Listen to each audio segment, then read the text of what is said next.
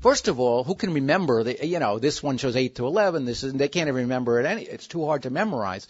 And how do you count the points? Should you count shape on this auction or not? And what about the vulnerability? And what kind of points are they? Is it ace 10 9 or is it queen jack empty fourth? So I know we sometimes have to give answers, and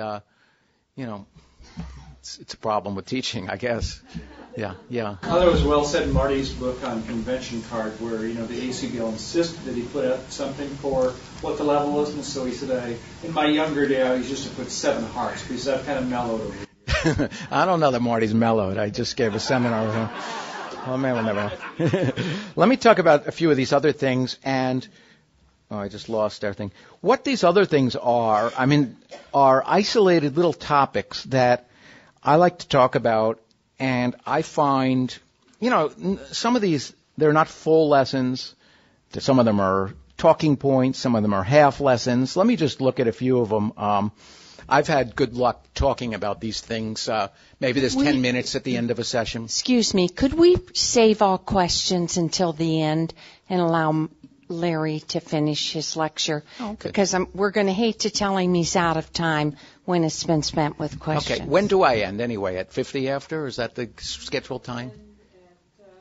At 2:45. Okay. I'll try to get through all these, but I'm actually hoping not to get to the last one. 2:50. Okay.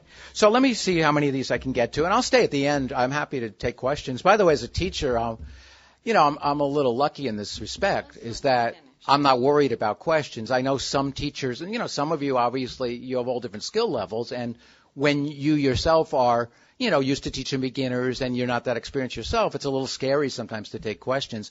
And one thing I've learned and always taught teachers is if you don't know the answer, just say, don't make it up, okay? Just say, I'll find out, I'll get back to you, and that's always a good thing to say. But anyway, I love questions, so I'd be happy to stay after and take questions. And did I explain why I'm dressed like this? I already forgot. No, okay, I'm dressed like this because after this is the Hall of Fame banquet, and my partner of 20 years, David Berkowitz, is going into the Hall of Fame tonight, and I have to make the speech to induct him, and I've been practicing all my sarcasm all week so I can... Any of you know David, you know that it's going to be quite an induction. So I don't always dress like this when I teach, just so you know. Okay. So one of the things I feel is important as ambassadors of the game is to at least bring up this topic. And we all know how so important it is to keep our new players. And I'm so sensitive to this subject. I don't know why this game attracts people that feel they have to be obnoxious. And let me tell you a story. I almost gave up bridge when I was 16. Okay? It was my second time going to a duplicate club. And I went to the duplicate club, and apparently my partner huddled, and I bid. And I didn't know at the time. And it would have been okay to educate me. I understand that's a tough area. But the lady I was playing against, her name was Emily, she stood up on her chair and went, "Director!" like that. And I almost cried. I mean, really, my face turned red. I didn't know what had happened. And the director came and explained it, and I survived the day and went on to keep playing. But can you imagine what that's like? And it's just so important to teach our players, especially the more experienced ones, not to do that. And now, it's a fine line, of course, between explaining ethics and tempo. I mean, that's a tricky subject. It's hard to go there. I mean, I try to talk about it if people ask me about it. But the main thing is just to somehow get our players to be polite and smile and behave. I mean, I have a lot of jokes I tell about it. Any way you can do it. Just talk about husbands and wives. If you want something to talk about, a fun thing to talk about is the Myrtle Bennett murder. There's a great book on that. It's called, I think, The Devil's Tickets. Is that what it's called?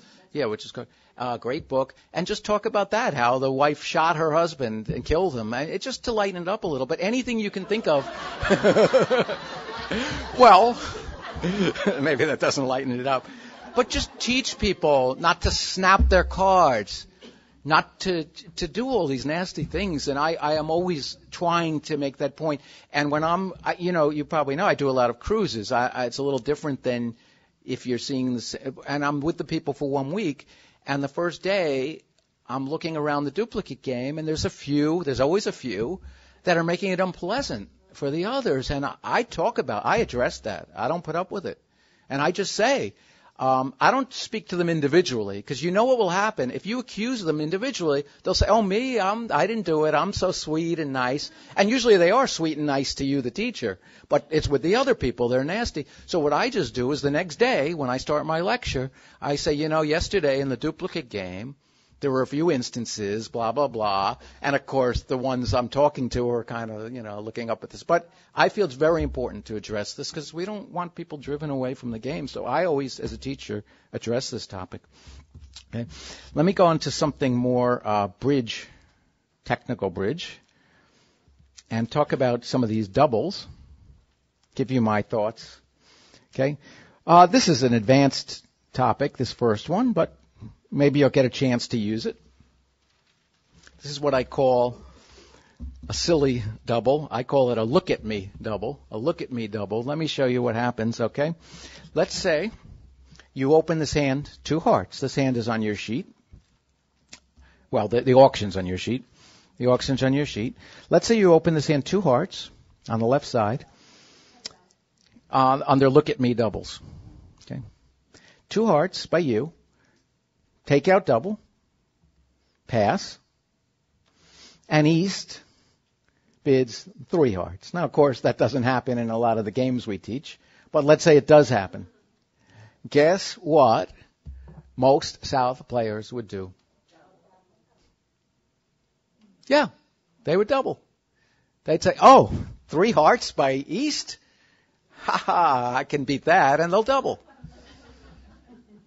That's what I call a look-at-me double. It's like, look at me, I still have my 2 heart bid. It's absurd. Look. Okay.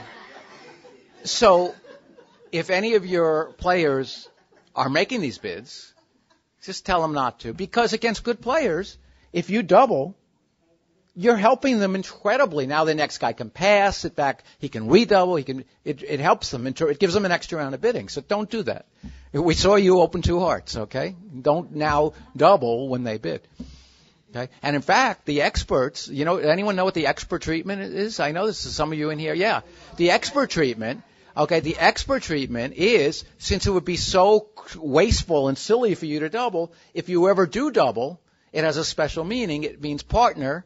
I did open 2 hearts, but by the way, my suit's lousy, and I actually don't want you to lead a heart. That's what it means. It's an anti-lead double on a high level. Now, I don't teach this stuff. Believe me, if I started teaching this stuff, no one would come to my classes. But I just thought I'd mention it. But there's an interesting double I do want to talk about, which is the current fact.